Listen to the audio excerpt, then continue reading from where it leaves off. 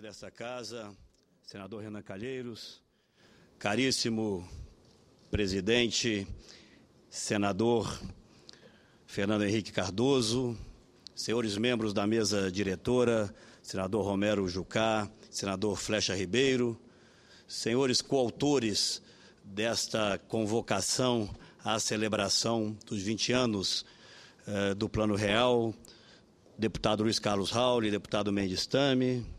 Quero saudar de forma especialíssima os amigos economistas Gustavo Franco e Edmar Baixa, que representam os demais formuladores do mais exitoso plano de estabilidade da moeda já implementado em todo o mundo, pelo menos nos últimos 50 anos.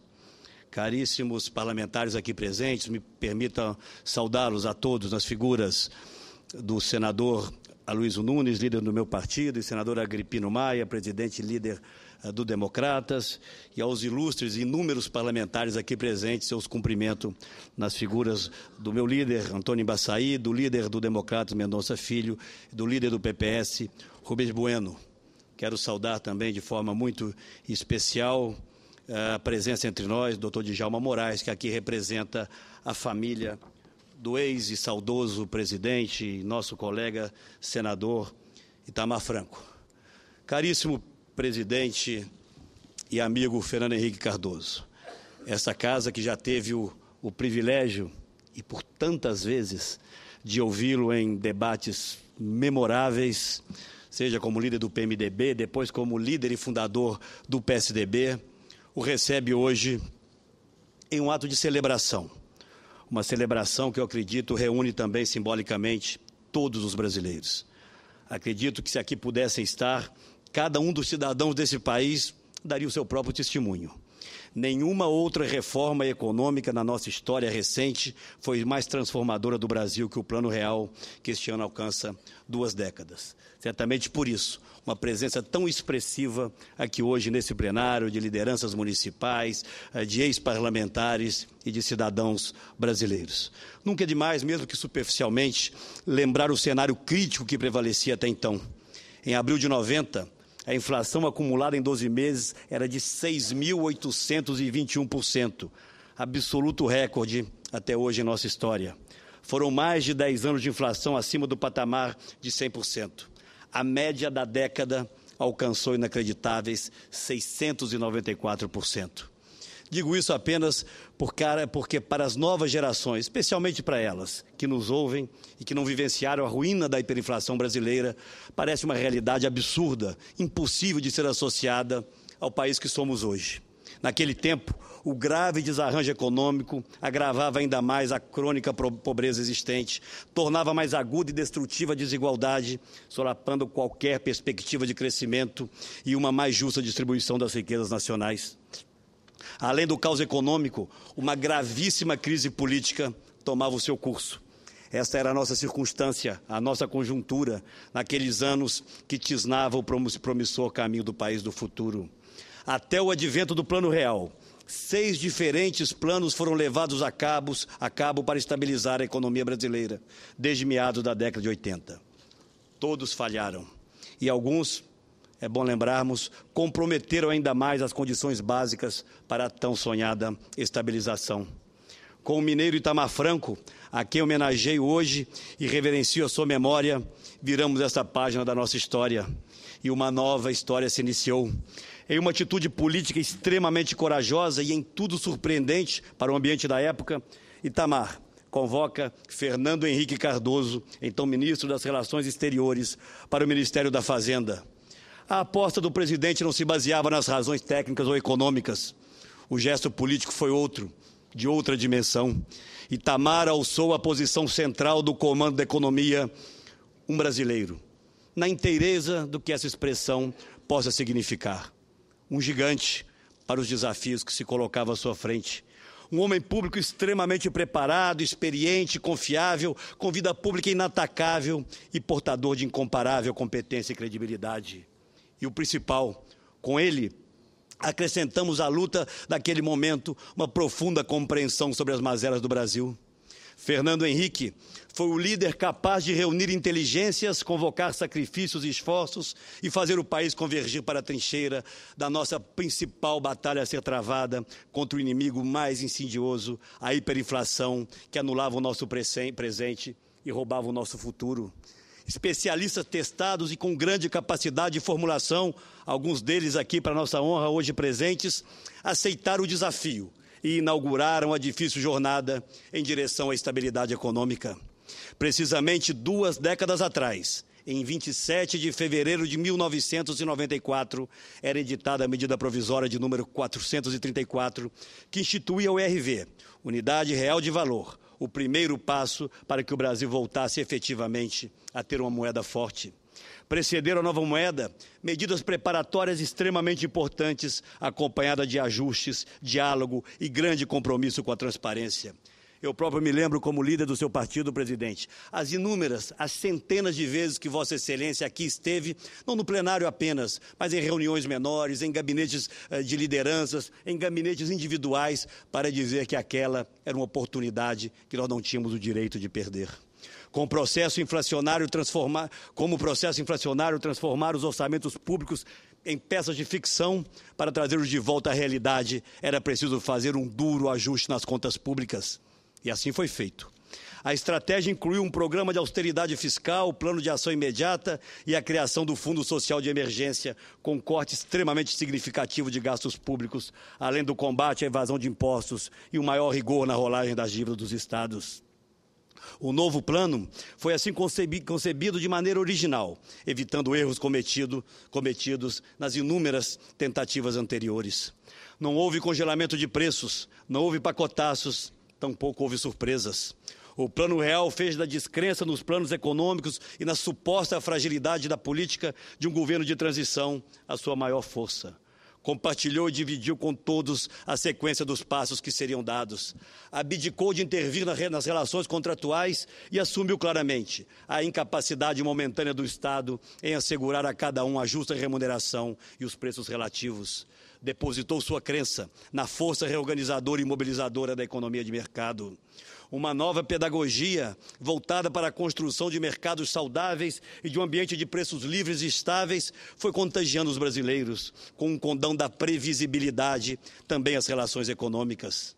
A nova moeda entrou em circulação no dia 1º de julho daquele ano, sob o agouro de pescadores de águas turvas que preferiam classificar o plano de estabilização como, abro aspas, estelionato eleitoral.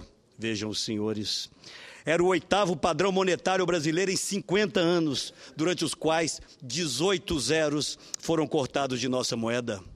Como teríamos eleições presidenciais dentro de alguns meses, o recado dos nossos adversários era claro. Não lhes interessava o sucesso do plano, essa é a verdade. Eles não se dispuseram um instante sequer a abstrair os interesses eleitorais para emprestar apoio à iniciativa, à luta para um futuro melhor para todos os brasileiros. Pelo contrário, sonhavam em capitalizar nas urnas o agravamento do caos para apresentar-se ao país no figurino de salvacionistas. Mais complexo ainda, foi mais adiante conduzir a economia, e Fernando Henrique se lembrará muito disso, em meio às graves crises internacionais havidas no final da década, como em especial a asiática e a russa, que nos exigiu ainda mais coragem e maiores sacrifícios. Vieram em seguida outros desafios. A reestruturação da dívida dos estados, as privatizações, o fim dos monopólios estatais e a abertura do Brasil para uma maior integração com o mundo. A revolução silenciosa, progressiva, chegaria pouco depois, em 2000, com a edição da Lei de Responsabilidade Fiscal, aprovada apesar da raivosa e violenta oposição do Partido dos Trabalhadores, assim como já ocorrera em todas as conquistas anteriores. Junto com ela, acrescentamos o tripé que por anos deu suporte à nossa economia, com o sistema de metas de inflação e o regime de câmbio flutuante e um confiável superávit primário. Vistas em conjunto, essas medidas mostram como a feição do país foi completamente redesenhada nessas últimas décadas. Senhoras e senhores, somos hoje um outro país e certamente um país muito melhor. A estabilidade da moeda restituiu às pessoas referências de valor que a inflação corroera. Mais que isso, descortinou a possibilidade de o brasileiro voltar a sonhar com o futuro e de planejar como chegar lá. Lembrar e comemorar o aniversário de 20 anos do Plano Real é demonstrar com as evidências históricas o que nosso país já foi capaz de fazer diante de um quadro de desesperança e de desorganização completa da vida cotidiana das pessoas e das empresas. É assim que devemos tratar a atual safra de más resultados e olhar para o futuro. Vejam, senhores, em 2011, primeiro ano do governo da atual presidente, em toda a América Latina, o Brasil só cresceu mais que El Salvador. Em 2012, superou apenas o Paraguai. Em 2013, pelas estimativas da CEPAL, apenas para ficarmos na América do Sul, nosso país só se saiu melhor que a Venezuela. E em 2014, também pela mesma previsão, o Brasil só deve mais uma vez crescer mais que a Venezuela entre todos os países latino-americanos. A verdade é que os 12 anos de governo do PT levaram o Brasil a estar hoje, mais uma vez, mergulhado num ambiente de desesperança e de descrença no futuro. Até a valiosa estabilidade da nossa moeda vem sendo colocada em risco sob ataques sorrateiros daqueles que sempre foram seus mais aguerridos adversários. Formulações ideológicas interferem no ambiente econômico, desvirtuam nossa política externa, afastam-nos do resto do mundo e colaboram para levar o país a retrocessos impensáveis a esta altura da sua história. Ganha corpo uma crescente hostilidade entre governo e setor privado, que só prejudica o próprio país e, mais especificamente, os cidadãos brasileiros. Neste roldão, vão-se nossas maiores e melhores empresas públicas, sucumbe o BNDES, humilha-se a Petrobras, debilitam-se as contas públicas soterradas sob maquiagens e malabarismos. A desindustrialização, caro amigo Edmar Baixa, a você que tanto tem escrito sobre o tema, faz o país retroceder e drena o dinamismo da nossa economia. É flagrante o desequilíbrio do balanço de transações correntes. A equivocada diplomacia ideológica petista nos leva a vergonhosas omissões quando crises se agravam no nosso entorno, como ocorre agora na vizinha Venezuela. A comunidade internacional nos vê cada vez com maior desconfiança. Essa é a realidade. De tijolo sólido, viramos hoje, senadora Luísio Nunes, frágil economia. No ritmo atual, o nosso PIB per capita demorará mais de 60 anos para dobrar. E apenas como exemplo, a China fará com que seu PIB dobre em menos de uma década. A verdade é que o Brasil tornou-se um país onde é cada vez mais caro produzir, gerar emprego e investir. Precisamos, senhoras e senhores, reconquistar a competitividade, aumentar a produtividade de nossas empresas e de nossa mão de obra. A produtividade média da economia brasileira cresceu desde 2011, neste governo, apenas 0,4% ao ano, absolutamente nada. Nos 8 anos anteriores, em função da força do agronegócio, mas em especial em razão das reformas estruturais, porque passou a economia brasileira até meados da década passada, a produtividade brasileira havia crescido em torno de 2% ao ano. Ou seja, houve um enorme mergulho também neste indicador. Portanto, senhores senadores, senhores parlamentares, é forçoso registrar: quem suceder o atual governo governará em anos difíceis até o Brasil recuperar o tempo perdido, reconquistar a confiança e reanimar o entusiasmo de sua gente no futuro melhor. Mas este futuro melhor virá, estejam certos. É chegada a hora, senhor presidente Renan Calheiros, senhor presidente Fernando Henrique, de reconstruirmos um ambiente econômico saudável, com fundamentos sólidos, que permitam a recuperação desta confiança e da credibilidade brasileira. Um ambiente onde haja juros padrão BNDES para toda a economia e não apenas para os escolhidos da vez, que abra espaço para a atuação da livre iniciativa e do investimento privado e promova o melhor funcionamento de uma economia de mercado mais produtiva e capaz de mobilizar o capital que o país precisa para acelerar seu crescimento e beneficiar todos os brasileiros. É fundamental recuperarmos a capacidade de regulação do Estado Nacional e assegurar um ambiente propício à competição, garantindo a necessária segurança jurídica para a realização de negócios. O país, senhoras e senhores, precisa fortalecer os órgãos de controle e fiscalização e resgatar a autonomia das agências reguladoras, livrando-as da captura por interesses privados e impondo a melhoria da qualidade na prestação dos serviços e resguardando o interesse dos cidadãos enquanto consumidores.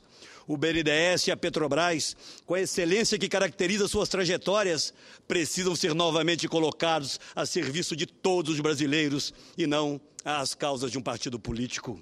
E o principal, temos o dever de continuar a luta determinada para resgatar a enorme dívida social que o país ainda tem com milhões de cidadãos e garantir às novas gerações as condições para viverem num Brasil mais justo, democrático e desenvolvido, onde as riquezas que pertencem a todos estejam realmente a serviço de todos. Um país em que o conhecimento, a renda e as oportunidades sejam distribuídos com justiça.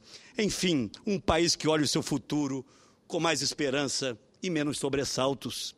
Queremos, senhores parlamentares, senhoras que aqui nos prestigiam, queremos oferecer aos brasileiros uma alternativa que reconstrua a confiança no país, como fez o Plano Real há 2 décadas atrás. Queremos mobilizar os brasileiros de todos os cantos para acreditar e defender as instituições da democracia e os pilares da liberdade, sob o primado da ética, da cidadania e da transparência.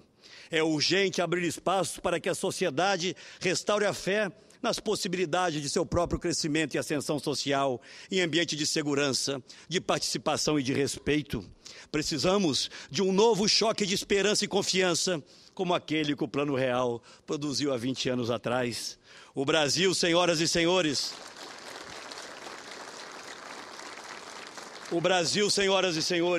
não pode mais se omitir no enfrentamento da tragédia da violência que se abate sobre todo o país, matando os jovens e mulheres em níveis apenas comparáveis a países em conflito armado aberto em outras partes do mundo, sob a visão contemplativa hoje do governo federal. Não podemos continuar convivendo com carências agudas e insuficiências de toda ordem nos serviços públicos básicos de saúde, educação, segurança e transporte nas cidades brasileiras e nas suas periferias. Precisamos nos livrar do estigma da desigualdade de oportunidades que condena as novas gerações a permanecer na pobreza enquanto convivemos com o endêmico analfabetismo funcional. E, por fim, mas não menos relevante, é vital recuperar, como tem dito sempre o presidente Fernando Henrique, o entusiasmo da nossa gente, e em especial dos mais jovens, e a participação da cidadania na vida pública, para pôr fim ao vale tudo sem escrúpulos em que a política brasileira foi transformada. O Brasil precisa de mudanças. E os brasileiros vêm dizendo isso. O Brasil precisa derrotar nas urnas a mentira e os pactos de conveniência. E precisamos libertar o Estado brasileiro das amarras dos condomínios de poder que o capturaram. Precisamos, senhoras e senhores, recuperar a confiança nas instituições, restaurar o protagonismo da cidadania e resgatar a perspectiva de prosperidade para todos os brasileiros. Se já realizamos essa transformação uma vez, quando tudo parecia absolutamente impossível, temos condições de fazê-la novamente, em favor do povo brasileiro e dos seus sonhos, que são os nossos sonhos, em favor do povo brasileiro e das suas grandes esperanças, que são as nossas esperanças. Não fugiremos, senhoras e senhores, à nossa responsabilidade. Estamos prontos para retomar o nosso destino e começar a escrever, junto com os brasileiros, novas e belas páginas da nossa história. Muito obrigado.